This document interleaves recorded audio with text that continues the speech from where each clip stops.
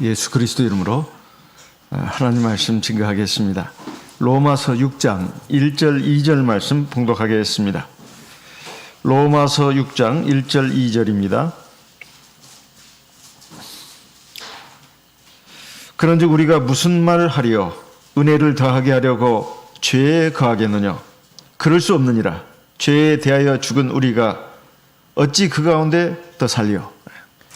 지난 시간에 우리가 하나님 앞에 죄인으로서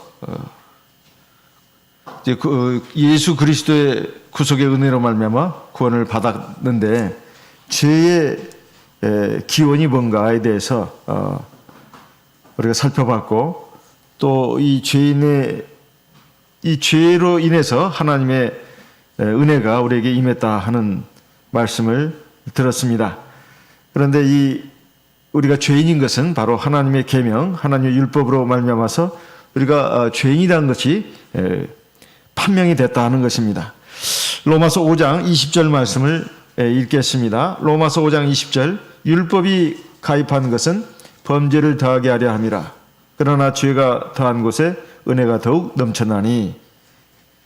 이 죄라고 하는 것은 19절에 한 사람의 순종치 아니함으로 많은 사람이 죄인된 것 같이, 에덴 동산에서 우리 인류 시조가 하나님 말씀에 불순종해서 죄인이 되지 않았습니까? 그 아담 안에, 하와 안에 저와 우리 모든 성도님들, 온 인류가 거기 다 들어있다. 왜냐하면 한 남자 여자에게서부터 계속 인류가 퍼져나왔기 때문에 그 역으로 거슬러 올라가면은 우리는 그 아담과 하와 안에 있고, 그 아담과 하와는 바로 우리 자신이라 해도 과언이 아닙니다. 내가 뭔 죄를 졌나? 내가 왜 그 아담 하와의 죄를 그 값을 치러야 되나? 이게 원죄인데 이렇게 생각하면 안 된다는 것입니다. 왜냐하면 그것은 바로 아담 하와를 우리가 원망해야 되지 하나님을 원망할 수는 없다는 것입니다. 그래서 내가 에덴 동산에 있지는 않았지만 사실은 있었던 것 같다, 이렇게 보시는 것이 원리적으로 맞다 하는 것입니다. 그래서 누구를 추궁하고 그럴 것이 아니라 아담 하와의 그 범죄한 자리에 바로 내가 있었다 하는 것입니다. 그래서 원죄는 바로 그 죄성을 우리가 똑같이 갖고 있다는 거, 이게 원죄다. 그 죄성을 갖고 있기 때문에 이제 스스로 판단하고 의욕을 일으켜 가지고 이제 하나님 앞에 또 불순종으로 말미암아서 죄를 짓는 것이 바로 번죄다. 번죄, 자기가 짓는 죄, 자범죄라고도 합니다. 그래가지고 이렇게 죄가 많은 우리 인간에게 닥친 것은 바로 사망이다 하는 것입니다. 사망. 얼마나 참 불행한 일입니까? 하나님과의 관계가 끊어지는 영적인 사망. 그리고 우리 육체가 반드시 한 번은 죽습니다. 육체의 사망. 그리고 육체가 죽은 뒤에는 영원한 불못에 떨어집니다. 영원한 사망. 이것 때문에 인간은 정말로 아주 구원을 꼭 받아야 될 존재인데, 바로 예수 그리스도께서 바로 하나님이 사람의 몸을 입고 우리에게 오셔가지고 가장 고통스러운 그런 상황에서 마귀에게 시험을 받지 않았습니까? 마태복음 4장에 나옵니다. 40일간 금식 기도해가지고 굉장히 시장한데도 불구하고 마귀에게 시험 받았을 때 그 세 가지 시험을 다 이겼습니다. 그리고 결국 십자가에서 우리의 모든 죄를 구속하게 한 대속 제사를 드림으로써 우리가 하나님 앞에 나아갈 수 있는 길을 열어놓으셨습니다. 이것이 참 하나님의 은혜다. 그러면서 여기 로마서 5장 20절에 보면 율법이 가입한 것은 범죄를 더하게 하려 함이라. 그러나 죄가 더한 곳에 은혜가 더욱 넘쳤나니.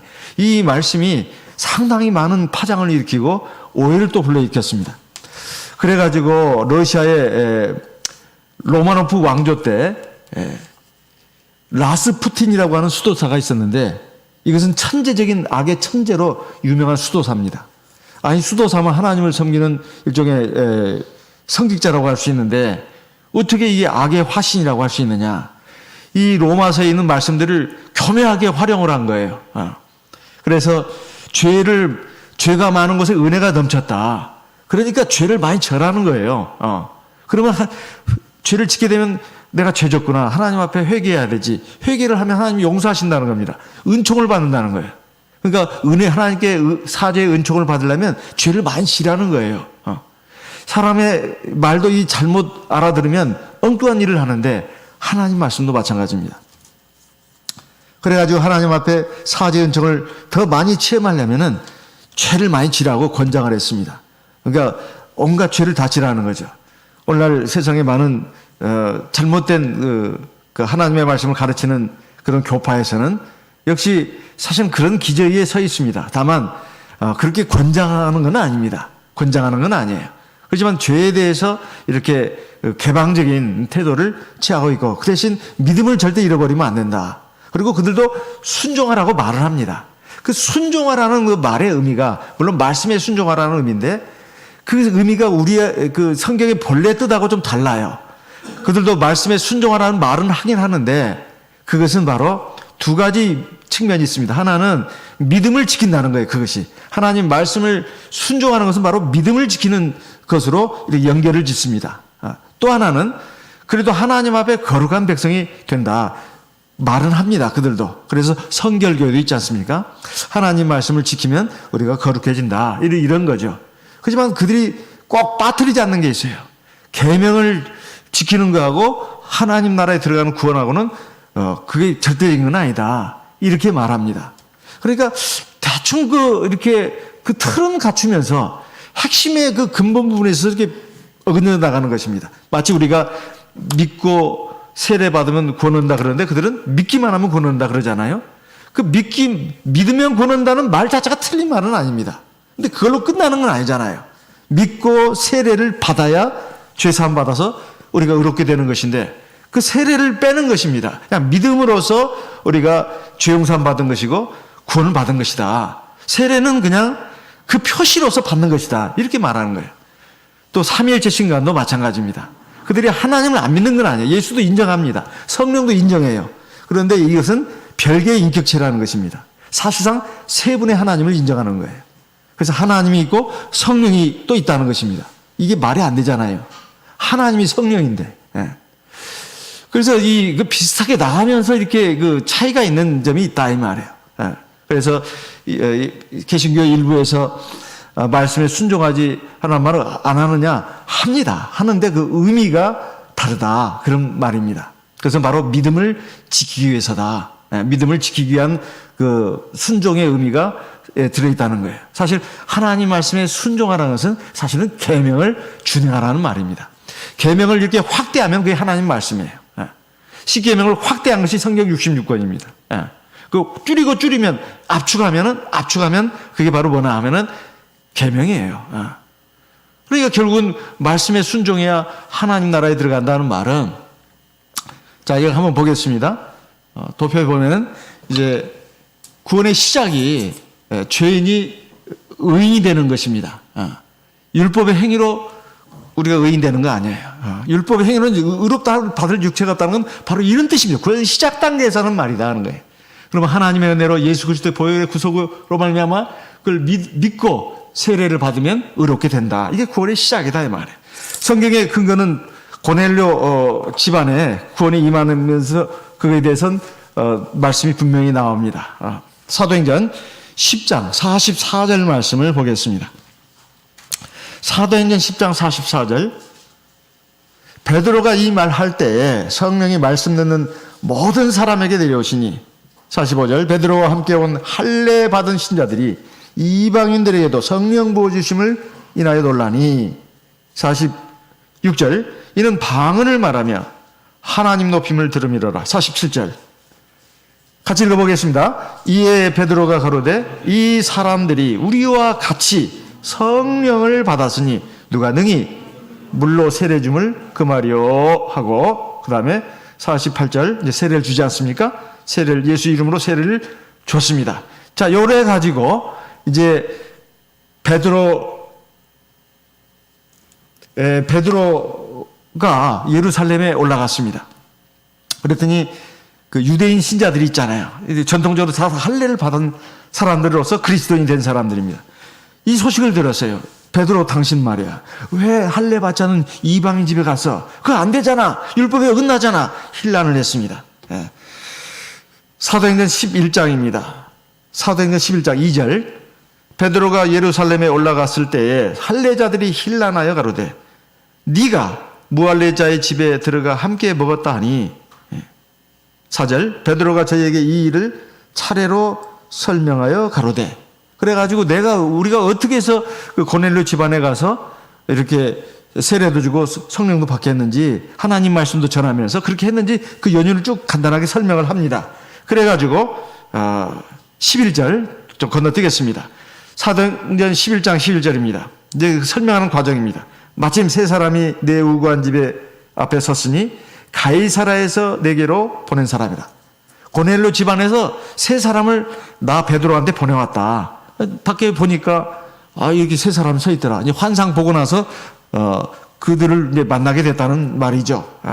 12절 성령이 내게 명하사 아무 의심 말고 함께 가라 하심에 이 6 형제도 나와 함께 가서 그러니까 베드로하고 6명의 형제가 고넬료 집안에 갔다 이 말이에요. 가서 그 사람의 집에 들어가니 13절 그가 우리에게 말하기를 천사가 내 집에 서서 말하되 네가 사람을 요바에 보내어 베드로라 하는 시몬을 청하라. 이것은 이제 고넬료가 환상 중에서 들은 하나님의 말씀을 지금 베드로 일행한테 지금 보고하는 내용입니다. 그래가지고 우리가 지금 이 세 사람을 당신 베드로 사도한테 보낸 것입니다. 그래서 우리 집에 오시게 된 겁니다. 이거죠. 14절 같이 읽어보겠습니다. 사도행전 11장 14절입니다. 그가 너와 내 온 집에 구원 얻을 말씀을 네게 이르리라 함을 보았다. 여기 보십시오. 구원 얻을 말씀입니다. 구원 얻을 말씀. 구원이 뭐예요? 지금 베드로가 고넬료 집안에 가서 예수 그리스도에 대해서 선지자로부터 쭉 예언되어 구주 예수 그리스도에 대해서 전했습니다. 복음을 전했어요. 그래가지고 성령부터 먼저 받았잖아요. 그리고 세례 받았습니다. 그러고는 온 거예요. 그러면 거기 가서 전한 말씀이 예수 이름으로 예수를 구주로 믿어야 되고 세례 받아야 되고 성령 받아야 된다. 그래야 하나님 나라에 가는 백성이 된다. 이제 그 말씀을 쭉 전했다고 봐야 됩니다. 그 구체적인 내용은 사도행 10장에 나오지는 짤막하게만 나오지만은 그런 내용이었단 말이에요. 여기 보면 구원을 얻을 말씀이라고 되어 있습니다. 이 사람들이 우리와 똑같이 성령을 받았는데 어찌 물로 세례를 주지 않겠느냐. 그래서 물 세례 주고 이제 그 집을 떠나왔다 이 말이에요. 그것이 구원 얻을 말씀입니다. 그 구원이 바로 아까 도표 구원의 시작이다 그 말이에요. 구원의 시작이다 그 말이에요. 이것이 또 구원이라고 말합니다. 이것도 구원이라고 말한다 이 말이에요. 그렇지만 그걸로 끝나는 게 아니라 이제는 구원의 중간 과정이 있다 이 말이에요. 그런데 저기에 많은 개신교 일반교에서는 율법 행위로 의롭다함을 얻을 육체가 없다. 율법 행위로는 구원을 얻지 못한다. 이 말을 갖다가 요 구원의 중간 과정까지도 다 확대시켰다 이 말이에요. 그래서 구원의 중간 과정에서도 그 계명 지켜가지고 10계명 지켜가지고 하늘나라 가는 거 아니다. 이렇게 확대가 됐다 그 말입니다. 계속해서 지금 말씀드리고 있습니다. 그런데 그게 아니다 이 말이에요. 구원의 시작 단계에서는 계명을 지킬 수가 없어요. 지켰다고 해서 구원받는 건 아닙니다. 하나님의 은혜로 예수 그리스도의 보혈의 구속을 의지해서 믿음으로 세례를 받아야만 죄 용서함 받고 하나님의 백성이 된다. 이것입니다. 그 다음에는 이렇게 의인이 되었으면 값없이 의롭다함을 받았으면 이제부터는 하나님의 계명을 지켜야 될, 즉 하나님의 말씀에 순종해야 될 의무가 주어진다는 거예요. 사실 그 세례가 그런 의미가 있다고 하는 것을 로마서 6장에서 말씀하고 있습니다. 우리가 율법의 행위로는 구원받을 육체가 없으니까 죄에 져도 되고 그럴수록 은혜가 넘치고 그것은 진짜 개똥철학이고 그리고 이단입니다. 이단이에요. 근데 이런 이단의 사조가 교묘하게 아름다운 옷을 입고 많은 기독교인들을 갖다가 오염시키고 있습니다. 이건 정말로 위험한 것이고 우리는 영의 눈을 바로 떠서 이것을 간파할 수 있어야 된다. 이런 말입니다.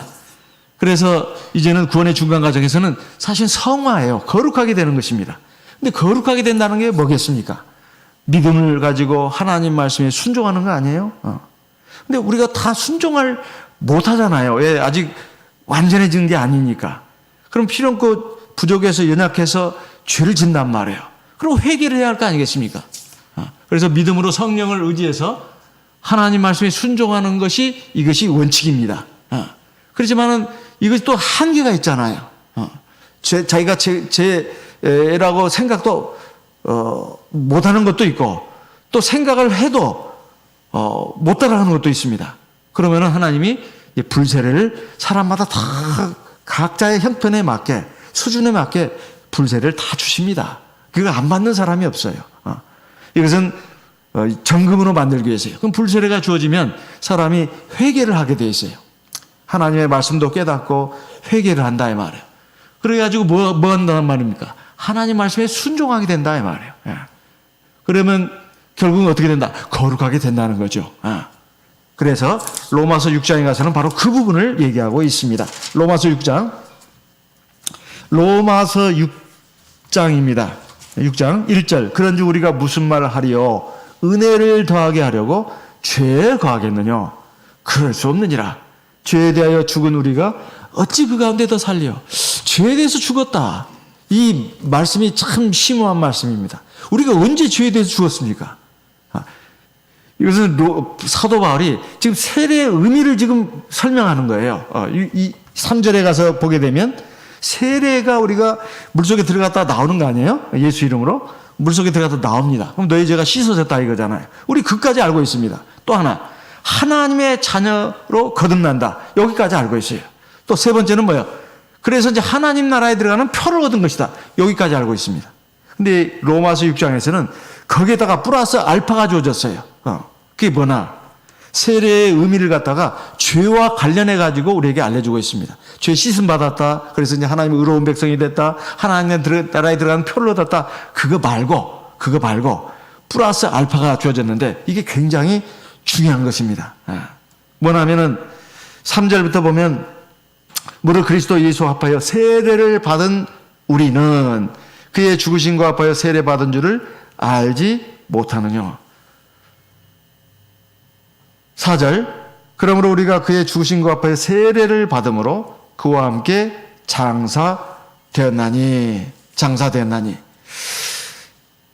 지금 여기에서 보면 세례라고 하는 것은 주님과 함께 죽는 것이다 이렇게 말하고 있습니다. 그의 죽으심과 합하여 세례를 받았다. 첫째, 세례의 의미는 우리가 물속에 들어갈 때 나도 주님과 함께 죽은 것이다 이 말.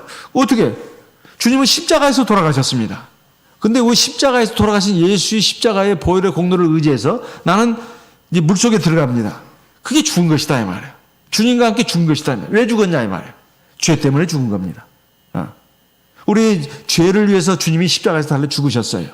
근데 우리는 그 주님의 죽으심을 같이 결합을 시켜가지고 물속에 들어가는 것입니다. 그러면 나도 죽는 것이다 이 말이에요. 잠깐이지만 그것은 뭐가 죽냐? 나의 옛사람이 죽는 거예요. 물속에 들어가기 전하고 들어갔다 나오는 거하고 달라요, 사람이. 물속에 들어가기 전에는 옛사람입니다. 물속에 들어갔다 나오면 새 사람이에요. 새 사람. 그 옛사람은 죄인이란 뜻이고 새 사람은 하나님의 자녀, 의인이란 뜻입니다. 주님과 함께 죽는 것이에요. 그리고 물속에 들어가는 것은 두 번째, 주님과 함께 장사 지내는 것이다. 장사 지내는 것. 예수님이 십자가에서 돌아가시고 돌무덤에 3일간 계셨잖아요. 장례 지내는 것입니다. 근데 물속에 들어가는 것은 내가 일종의 장례 지내는 거예요. 그리고 물속에 계속 있는 건 아니잖아요. 주님도 돌무덤에 계속 있었던 거 아니잖아요. 육신이 말이에요. 3일 만에 부활하셨잖아요. 우리도 물속에서 나옵니다. 그게 부활이에요. 이걸 갖다가 첫째 부활이라고 합니다. 첫째 부활. 계시록 20장에 보면 첫째 부활에 참여하는 자들은 복이 있다 이렇게 말씀하지 않습니까? 둘째 사망이 해를 받지 않는다 이렇게 말씀하고 있습니다. 여러분 우리가 읽었습니다. 계시록 20장 6절입니다. 계시록 20장 6절. 이 첫째 부활에 참여하는 자들은 복이 있고 거룩하도다. 복이 있고 거룩하도다. 왜냐하면 죄 용서 받았으니까요. 거룩해졌다 이 말이에요. 의인이 됐다는 말입니다. 둘째 사망이 그들을 다스리는 권세가 없고, 둘째 사망이 뭐라고 했죠? 둘째 사망이? 그렇죠. 영원한 불못에 떨어지는 거. 그랬죠? 불못에 떨어진 거라고 했습니다. 계시록 21장 8절 말씀을 읽어보겠습니다. 계시록 21장 8절입니다. 그러나 계시록 21장 8절 그러나 두려워하는 자들과 믿지 아니하는 자들과 흉악한 자들과 살인자들과 행음자들과 술객들과 우상 숭배자들과 모든 거짓말하는 자들은 불과 여왕으로 타는 못에 참여하리니 이것이 뭐라고요? 이것이 둘째 사망이라. 그러니까 우리가 예수 믿고 세례받는 것이 굉장히 중요해요. 하나님의 자녀가 된 겁니다. 세상 죄인에서 하나님의 자녀로 신분이 바뀐 거예요. 이게 첫째 부활입니다. 그래가지고 저 영원한 하나님 나라에 들어갈 수 있는 이제는 표를 받은 거예요. 표를 받은 것입니다. 그 반대는 영원한 지옥에 불못에 떨어지지 않을 권세를 우리가 얻었다는 거예요. 예. 이게 얼마나 이것이 큰 것입니까?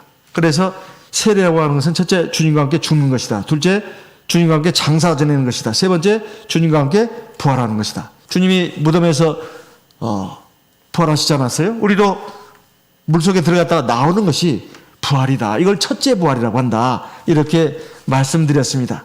그러면 이것을 가지고 지금 끝나느냐? 그게 아닙니다. 그게 아니에요.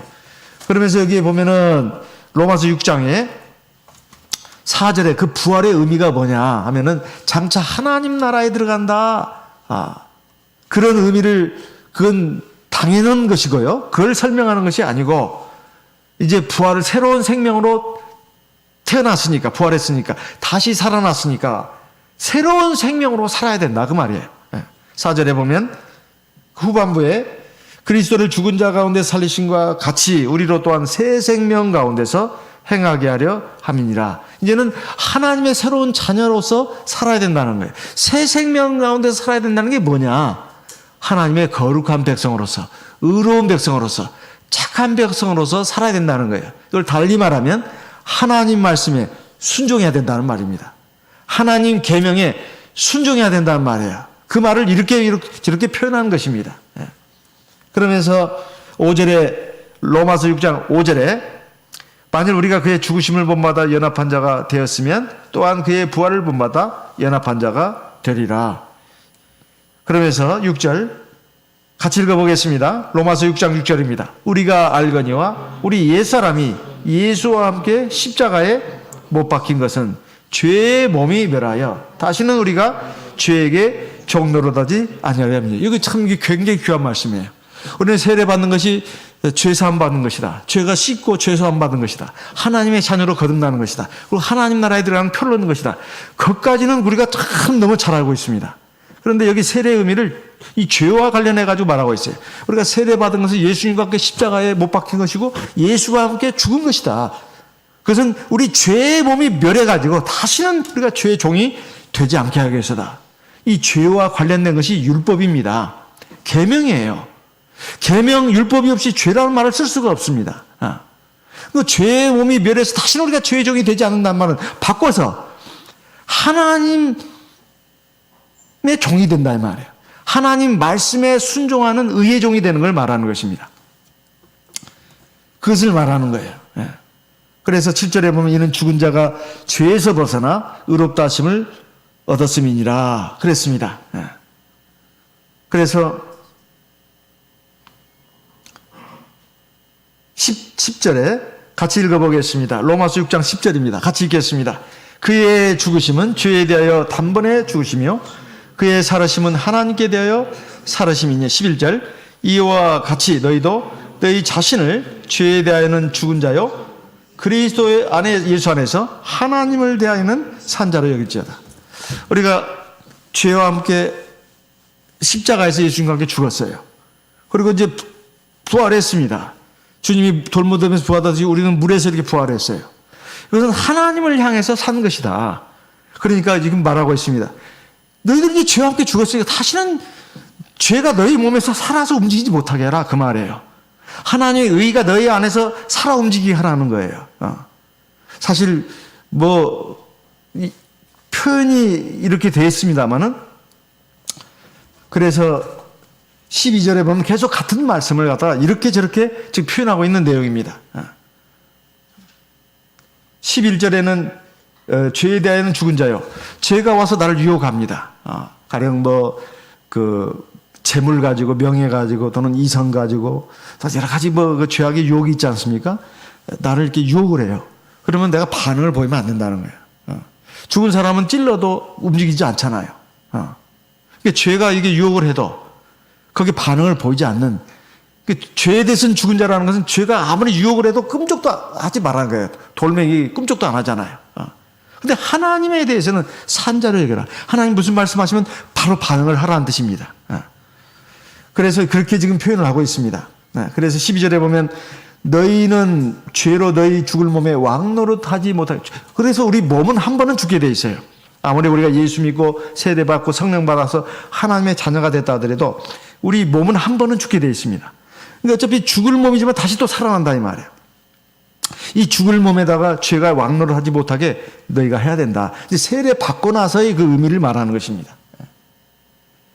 그래서 몸의 사욕을 순종치 마라. 이거 다 계명과 관련된 말입니다. 하나님 말씀이 너희 안에서 작동하도록 하라 그 말입니다. 13절 또한 너희 지체를 불의의 병기로 죄에게 드리지 말고 오직 너희 자신을 죽은 자 가운데서 다시 산 자같이 하나님께 드리며 너희 지체를 의의 병기로 하나님께 드리라 그랬습니다.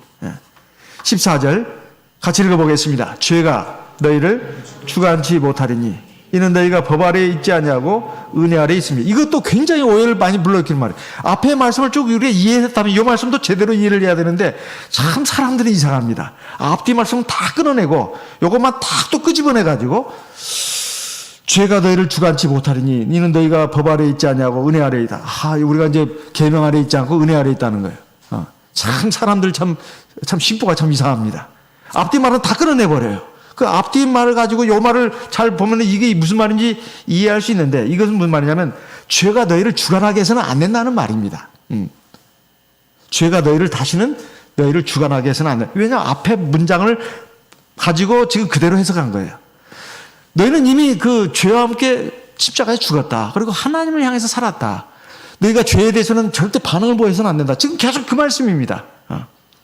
그런데 죄가 너희를 어떻게 하지도 못할 것이다. 너희들은 어떻게 해도 너희는 뭔 죄를 져도 죄가 아니다. 그 말이 아닙니다. 근데 그렇게 이해를 하고 해석을 하는 그런 그 참 책들이 참 적지 않으니 많습니다. 그게 아닙니다.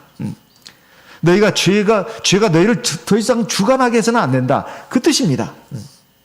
이는 너희가 법 아래에 있지 아니하고 은혜 아래에 있습니다. 이 말은 이제는 너희가 그 계명이 율법이 죄를 이렇게 짓는데 예를 들면 넌 죄졌어, 너는 뭐 잘못해서 이렇게 해가지고 늘 우리가 그 죄를 짓고 또 그 하나님의 계명 율법이 너는 또 죄졌구나 이렇게 막 그 정죄하고 판단하는 지금 그 상태가 아니지 않냐. 너희들은 하나님의 은혜로 구원을 받은 그런 사람들이다. 그 하나님의 구원받은 은혜 받은 그 사람으로 지금 있다 그 뜻입니다. 왜 그러냐? 그 뒤도 또 마찬가지예요. 15절을 보게 되면 그런즉 어찌하려 우리가 법 아래에 있지 않고 오해가 될까봐 이 바로 그냥 해석이 또 나옵니다. 너희가 법 아래에 있지 않냐고 은혜 아래에 있으니 죄를 지으려? 그렇게 오해를 한다는 것입니다. 오해를 한다는 거예요. 근데 이 오해를 한 사람들이 이 구절을 또 이게 읽지를 않아요. 아빠 14절만 가지고 우리는 지금 법 아래에 있지 않냐고 은혜 아래에 있다고 이것만 계속 말한단 말이에요. 근데 바로 이어지는 말씀은 그게 아니다. 지금 얘기하는 겁니다. 너희가 우리 안에 있으니 우리가 죄를 지으려? 그럴 수 없다. 그렇게 오해하는 사람이 있으니까 이 말 나온 거 아니겠어요? 그래서 16절에 같이 읽어보겠습니다. 너희 자신을 종으로 들여 누구에게 순종하든지 그 순종함을 받는 자의 종이 되는 줄을 너희가 알지 못한다. 여기 보면 너희라고 되어 있습니다. 이 너희, 이게 동글뱅이를 일단 글자에다 치시는 것도 좋습니다. 이 너희는 세상 사람을 말하는 게 아니에요. 예수 그리스도를 구주로 믿고 물과 성령으로 거듭나서 하나님의 백성, 하나님의 자녀가 된 사람을 말하는 것입니다. 너희. 예수 믿고 세례 받은 사람을 말하는 거예요. 너희가 이제 그렇게 이제 세례를 받아서 의인이 됐습니다. 예수 믿고 세례를 받아서 의인이 됐어요. 그 다음에 두 갈래 길이 있다 이거예요. 하나는 죄의 종이 되느냐, 의의 종이 되느냐. 공통점은 종이에요. 그 공통 단어는 종입니다. 죄의 종이 될 수도 있고 의의 종이 될 수도 있어요. 그 두 갈래 길이 있다는 것입니다. 그래서 그 순종함을 받는 자의 종이 되는 것을 너희가 알지 못하느냐.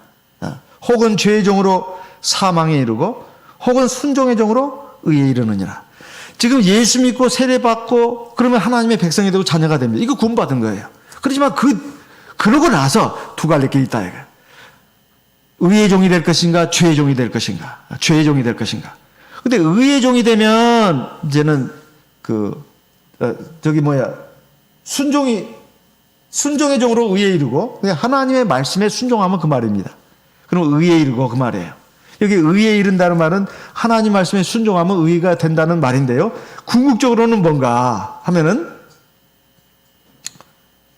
궁극적으로는 22절 같이 읽어보겠습니다. 로마서 6장 22절입니다. 그러나 이제는 너희가 죄에게서 해방되고 하나님께 종이 되어 거룩함에 이르는 열매를 얻었으니 이 마지막은 영생이라. 그러니까 하나님 말씀에 순종하면 그게 의의 종이고 의에 이르고 결국은 그것이 영생에 이른다 그 말이에요. 그 반대는 하나님 말씀에 순종하지 않고 죄의 종이 됩니다. 죄를 따라가는 거예요. 그러면은 사망에 이른다. 아무리 예수 믿고 세례 받아서 하나님 백성이 됐다 하더라도 두 가지 갈림길에서 죄의 종이 될 수도 있고 순종의 종이 될 수도 있다는 거예요. 근데 죄의 종이 되면 아무리 예수 믿고 세례 받아도 사망에 이른다는 것입니다. 그 사망은 영원의 불못에 들어간다는 말이에요. 이렇게 사실 하나님의 말씀은 완벽합니다. 근데 하나님 말씀을 갖다가 그 어떤 자기의 그렇게 됐으면 좋겠다는 말씀만 딱 떼놔가지고 우리가 법 아래 있지 않고 은혜 아래 있다고 이것만 딱 떼놔가지고 지금 우리가 율법 아래 있지 않습니다. 우리가 지금 은혜 가운데 있습니다. 근데 자꾸 왜 계명을 말하십니까? 이런다고 말해요. 그 의미를 그 앞뒤로 다 이게 읽어서 이게 의미를 제대로 이해를 해야 하는데 제대로 이해를 안 했다는 거예요. 제가 왜 이렇게 말씀드리냐면 저뿐만 아니라 우리 목자님들도 일반 교회 그 서적들을 많이 보고 우리 외국에 있는 우리 참여 성도님들도 목자님들도 마찬가지입니다. 왜 그러냐면 지피지기면 백전백승이라고 일반 개신교에서 뭐라고 말하고 있는지를 알아야 되니까 보는 것입니다. 또 참고가 되는 것도 있어요. 그래서 보는 거예요. 근데 이 대부분의 논조가 그런 논조예요. 우리가 은혜 아래에 있다예요. 그래서 우리가 일반적으로 봤을 때 우리가 하나님의 은혜로 걷는다. 그리고 세상 끝날까지 사실 하나님의 은혜로 우리가 구원받는 건 맞아요. 그건 대전제입니다. 그걸 말하는 게 아니에요. 여기서 말하는 것은. 율법과 관계에서 말하는 것입니다. 이제 우리가 은혜 아래에 있기 때문에 더 이상 계명 그렇게 지켜야 된다. 그거 자꾸 말하지 말라는 거예요. 그 계명 지켜서 구원 얻는 게 아니라는 거. 그렇게 말한다 이 말이에요. 이것이 상당히 많이 이렇게 돌아다니고 있는 이론입니다. 근데 그게 아니다 이 말이에요. 구원의 중간 과정에서는 이제 죄의 종이 되느냐 순종의 종이 되느냐 이 문제가 있다 이 말입니다. 우리는 세례 받을 때 이미 죄와 함께 죽었기 때문에 더 이상 죄의 종이 돼서는 안 된다는 말이에요. 세례의 의미를 그렇게 지금 얘기하고 있는 것입니다. 세례 받고 나서는 이제 죄 져도 괜찮고 그것이 아니고 세례 받을 때 그 세례의 의미가 죄와 함께 장사 지낸 것이기 때문에 더 이상 죄에 대해서 우리가 종이 돼서는 안 된다. 그걸 지금 말하고 있는 거예요. 그래서 17절에 하나님께 감사하리로다 너희가 본래 죄의 종이더니 너희에게 전하여 준 바 교훈의 본을 마음으로 순종하여 죄에게서 해방되어 의에게 종이 되었느니라. 이건 법적으로 그렇게 됐다는 거예요. 실제로 그렇다는 게 아닙니다. 법적으로 너희가 이제 죄의 종이 아니라 의의 종이 됐다는 거예요. 세례 받은 사람은 우리는 더 이상 죄의 종이 아니라 의의 종. 그건 법적으로 그렇다는 거예요. 근데 현실적으로 그러냐 이 말이에요. 실제 삶이 그러냐 이 말이에요. 실제 삶은 또 다릅니다. 실제 삶은 우리가 약하기 때문에 죄도 짓고 늘 마음에 고통이 있고 괴로움이 있습니다. 그래서 늘 마음에 갈등이 있지 않습니까? 마음에 갈등이 있습니다. 이것은 우리가 죄와 사망에서 해방됐다고 하는 말은 법적인 의미에서 그렇게 됐다는 말입니다. 법적인 의미에서. 이것은 바로 실제 삶은 그렇지 않으니까 우리가 이 죄악의 시험과 유혹을 늘 받고 있습니다. 그래서 우리 몸을 죄가 주장하지 않도록 죄와 싸워서 승리하라고 하는 지금 말씀을 하는 거예요. 그래서 19절에 보면 같이 읽어보겠습니다. 너희 육신이 연약함으로 내가 사람의 예대로 말하노니 전에 너희가 너희 지체를 부정과 불법에 드려 불법에 이른 것 같이 이제는 너희 지체를 의에게 종으로 드려 거룩함이 이리라. 너희가 세례 받기 전에는 막 이제 저제 다 졌잖아. 그렇지만은 너희 세례 받을 때 그 세례의 의미가 단순히 죄 씻고 하나님의 자녀가 되고 하나님 나라에 들어가는 표를 얻은 거 그것만이 아니라 이제 더 이상 이제 죄를 져서는 안 된다는 것을 말하는 것이다. 이것입니다. 그럼 죄만 안 지면 되느냐? 그게 아니고 또 반대가 있잖아요. 죄의 종 말고 의의 종이 있다 이 말이에요. 의의 종은 하나님 말씀에 순종하는 걸 말합니다. 계명을 준행하는 걸 말해요. 그것이 의의 종입니다. 그게 의의 종이에요. 22절 너희가 죄의 종이 되었을 때에는 의에 대하여 자유하였느니라. 이 말은 너희가 옛날에 죄의 종으로 살았을 때는 의에 대해서는 막 마구잡이로 살았다는 거예요. 이게 이 자유는 네 마음대로 멋대로 살았다는 것은 그런 의미의 자유를 말하는 것입니다. 의에 대해서 상관도 안 하고 하나님 말씀 뭐 개뿔 하나님의 계명 개뿔 하면서 그냥 상관없이 자기 막 멋대로 살았다는 거예요. 죄의 종으로 있었을 땐. 그러나 지금은 그러면 안 된다는 거예요. 하나님 계명 예, 하나님 말씀 예, 따라가야 된다는 거예요. 그걸 말하는 것입니다. 21절 너희가 그때 무슨 열매를 배우더냐 이제는 너희가 그 일을 부끄러워하나니 이는 그 마지막이 사망입니다. 그 사망은 둘째 사망을 말합니다. 그 마지막 이제 죽고 나서 어디로 가느냐? 영영한 불못에 떨어지는 거예요. 너희가 세례 받기 전에 그렇게 살았다는 거예요. 근데 세례 받고 나서도 또 그렇게 살아? 우리가 이제 은혜 안에 있으니까 그 계명 같은 거 안 지켜도 돼. 그래서 그 죄의 종이 돼. 그러면 영원한 불못에 떨어진다는 거예요. 이것이 일반 개신교의 상당한 주장과 이 성경의 가르침과 대치되는 부분입니다. 제가 여러 번 말씀드렸습니다.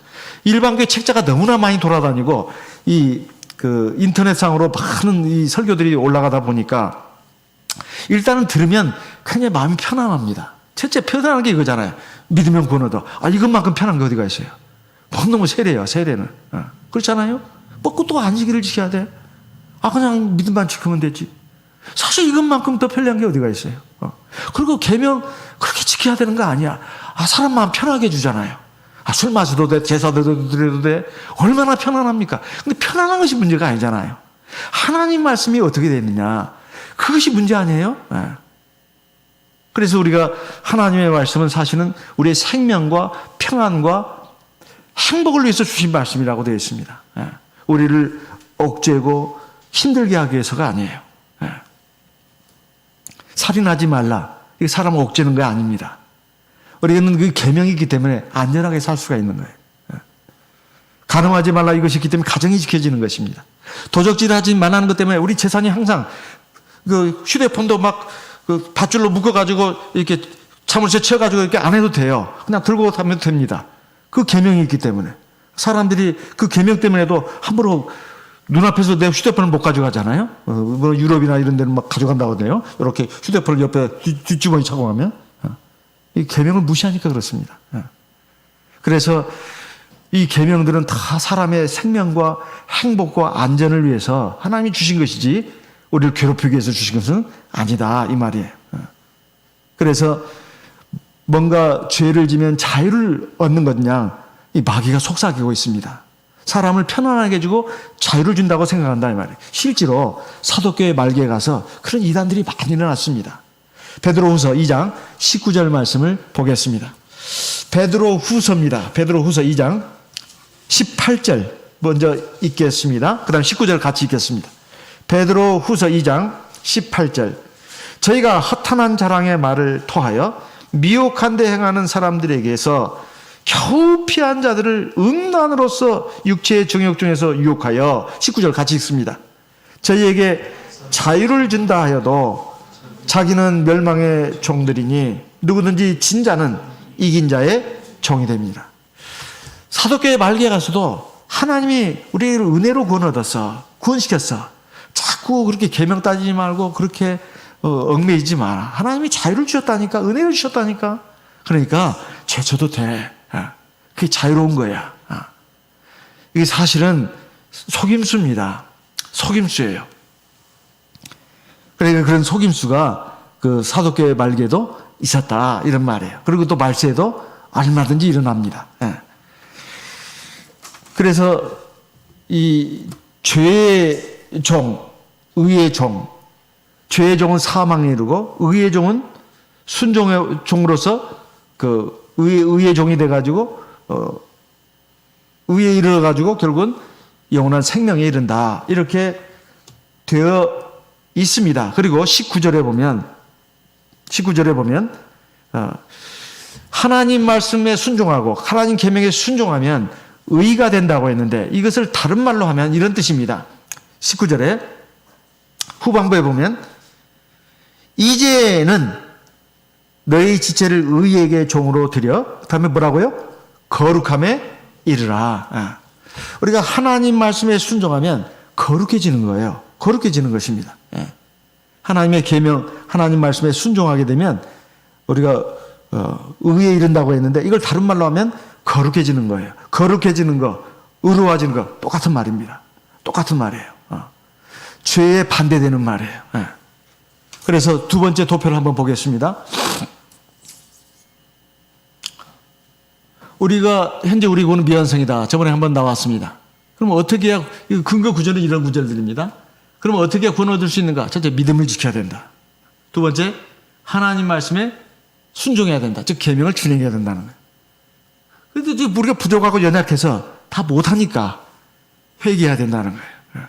이것이 계속 이렇게 순환을 해야 합니다. 그러면 우리가 의로워지고 거룩해지고 성화가 돼가지고 구원의 완성에 이를 수 있다. 천국에 들어간다는 뜻입니다. 세 번째 도표를 한번 보겠습니다. 그 근거는 성경에 나와 있습니다. 믿음으로 의롭다함을 얻는다. 순종함으로 의롭다함을 얻는다. 회개함으로 의롭다함을 얻는다. 그래서 이렇게 해서 우리가 거룩함을 이루는 것입니다. 이렇게 해서 의로워지는 거고 거룩함을 이루는 거예요. 그러면은 그것은 우리의 마음뿐만 아니라 우리의 행위, 우리의 삶도 거룩해지는 것입니다. 의로워지는 거예요. 모든 사람 각자 행위로 신께 심판받는 하나님의 심판에 관한 규절들을 보면 어떤 사람의 마음을 심판한다 그렇게 돼 있지 않아요. 그 사람 믿음을 심판한다 그렇게 돼 있지 않습니다. 마음을 심판한다, 믿음을 심판한다 그렇게 돼 있지 않아요. 그의 행한 대로 하나님이 심판한다, 행위를 심판한다고 돼 있어요. 전부 다 할 것 없이. 그러면 그 행위라고 하는 것이 그 믿음, 순종, 회개와 다 연관되어 있는 것입니다. 그것이 제대로 되면 우리 하나님 앞에 심판받을 때 하나는 영생에 하나는 영벌에 들어간다 이 말이에요. 그리고 행한 만큼 또 하나님께 상벌이 주어집니다. 이렇게 성경이 되어 있다 하는 것입니다. 네 번째를 한번 보겠습니다. 그래서 우리가 구원을 완성하기 위해서 필수 조건이 첫째 믿음을 가져야 됩니다. 그래서 물 세례 받아야 되고 성령 세례 받아야 돼요. 그래서 우리가 믿음으로 성령을 의지해서 하나님 말씀에 순종해야 합니다. 그리고 저기 이제 성령 기도인데 사실 회개 기도입니다. 우리가 믿음으로 또 회개 기도하면 성령을 의지해서 회개 기도하는 게 있어야 된다 이 말. 이게 잘 안 되니까 또 불세례가 우리에게 주어진다 이거예요. 그래서 세례가 3종 세트가 있는 거 아닙니까? 물 세례, 성령 세례, 불세례. 하나님의 인간을 구원하려고 하는 그 구원의 섭리가 사실 신약 성경의 이 주류를 흐르고 있는 것이 이것입니다. 믿음, 순종, 회개. 회개도 이제 우리가 그 대제사장 예수 그리스도를 대제사장으로 삼아가지고 우리가 회개 기도하면 속죄 제사가 이루어지잖아요. 그래서 성령 기도라고 했는데 사실 이게 회개 기도를 말하는 것입니다. 속죄 제사죠. 그렇게 해서 우리가 구원을 얻는데 이것이 필수다. 이런 말입니다. 우리는 다 연약하기 때문에 하나님께서 우리에게 성령을 주셨습니다. 그래서 성령이 우리를 진리 가운데로 인도하고 우리에게 또 믿음을 갖도록 하십니다. 그래서 우리가 믿음으로 성령을 의지해서 하나님 말씀을 들으면 우리가 믿음이 더 생기죠. 그래서 하나님 말씀에 순종할 수 있는 힘도 생깁니다. 또 성령 기도를 하니까 성령 기도에 의해서 우리가 하나님 말씀도 자꾸 더 깨닫게 되고 읽을 때 들을 때 깨닫게 되고 믿음이 생기고 하나님 말씀에 순종하게 되고 그렇지만 우리가 늘 눈뜨고 육신 가지고 세상에서 사는데 우리가 완전하지 않기 때문에 우리 약하고 부족하고 어리석기 때문에 또 죄를 짓는단 말이에요. 그럴 때 우리가 믿음으로 성령을 의지해서 또 하나님 말씀을 근거로 해가지고 우리가 회개기도 하면 하나님 우리 죄를 용서하시는 겁니다. 그래서 계속 거룩함을 이루어가는 거예요. 그래서 완전을 향해서 우리가 나가는 것입니다. 이것이 구원의 원리다. 이것은 구약시대도 구약시대는 이제 하나의 모형이고 그림자라면 신약시대에 와서 이 실체가 나타났다는 거예요. 그래서 구약시대의 구원의 원리와 신약시대의 구원의 원리는 사실 근본적으로 같습니다. 믿음, 순종, 회개. 믿음, 순종, 회개. 이것이 삼박자를 이루어가지고 사실은 구원을 얻는 것이지, 구약시대는 율법으로 구원 얻고 신약시대는 은혜로 구원 얻고, 이건 성경을 오해한 것입니다. 성경을 오해한 거예요. 구약시대도 하나님의 은혜 가운데서 말씀에 순종해야 구원을 얻었습니다. 신약시대도 마찬가지입니다. 하나님의 은혜와 사랑 가운데서 하나님 말씀에 순종해야 구원을 얻는 거예요. 그 하나님의 은혜와 사랑이라는 것은 우리의 회개도 받아주시는 걸 말합니다. 우리의 잘못한 것, 부족한 것도 하나님이 용납하시고 오래 참아주시면서 또 사랑으로 우리를 인도하시는 거예요. 하지만 우리가 해야 될 것은 믿음으로 순종하는 것은 있어야 된다. 그것은 믿음으로 하나님의 계명에 순종하는 걸 말합니다. 한 절 읽고 우리 같이 기도하도록 하겠습니다. 계시록 그 유명한 구절입니다. 계시록 14장 12절입니다. 같이 읽어보겠습니다. 계시록 14장 12절 같이 읽습니다. 성도들의 인내가 여기 있나니 저희는 하나님의 계명과 예수 믿음을 지키는 자니라. 첫째는 성도가 돼야 돼요. 성도가. 예수를 구주로 믿고 물세례 받고 성령 세례 받으면 그 성도가 되잖아요. 그 다음에 예수 믿음을 지켜야 합니다. 그 다음에 하나님의 계명을 지켜야 돼요. 그리고 인내가 있어야 돼요. 끝까지 그렇게 해야 된다는 거예요. 여기에 물론 빠진 것은 하나님의 긍휼, 사랑, 자비, 여기에 빠졌어요. 그렇지만은 그것은 당연한 전제라고 이 말씀이 있는 겁니다. 그러니까 믿음을 지켜야 되고 하나님의 계명을 순종해야 된다 하는 것입니다. 물론 성도가 당연히 돼야 되죠. 예수 믿고 물세례 받고 성령 세례 받으면 하나님의 성도가 됩니다. 그래서 구원의 경륜은 사실은 명확하게 나와 있는데 사람이 약하다 보니 또 성령이 없다 보니 또 마귀가 또 영적으로 역사를 합니다. 영물이에요. 그래서 교회까지 침투해가지고 많은 교회들을 그 진리를 깨닫지 못하게 그 마음을 혼미하게 해가지고 하나님의 진리의 말씀을 못 깨닫게 합니다. 그 일부만 이렇게 눈에 들어오게 하는 거예요. 또 자기 구미에 맞는 거. 이게 많은 교파가 이렇게 갈라지는 것입니다. 갈라지고 자기 취사 선택으로 어떤 교회는 보니까 침례가 그래도 받아야 돼요. 그게 침례교회가 된 겁니다. 어떤 교회는 성결이 중요하다. 성결교회가 된 거예요. 어떤 교회는 안식이 눈에 탁 들어왔나 봐요. 안식교회. 그거 다 필요 없어. 주님이 최고야. 주님교회. 그래도 보니까 장로가 최고더만 장로교회. 이것은 그래도 하나님이 최고 아니야? 하나님의 교회. 우리가 생각해 볼 때 우리 구원의 경륜은 하나님 말씀에 있습니다.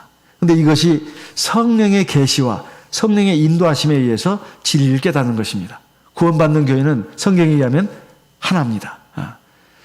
만약에 어떤 세상의 교회든 간에 이 성경의 이 진리들대로 한다면 다 그 교회도 구원받을 수 있는 참 예수교라고 할 수 있어요. 결국은 하나가 잠깐 곁길에 나가 있지만 하나가 되게 할 겁니다.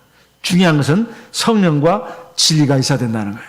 그 성령과 진리에 의해서 구원의 경륜을 봤을 때 이렇다 하는 것입니다. 우리가 이것을 잘 마음에 새기고 우리의 그 구원의 지침으로 삼고 또 세상의 비진리와 죄악의 어둠 가운데 있는 많은 영혼들을 하나님의 참 생명, 구원의 참 진리 가운데로 인도할 수 있는 하나님의 제사장 되시기를 바랍니다. 우리 다 같이 하나님께 기도하겠습니다. 성령으로 기도하겠습니다.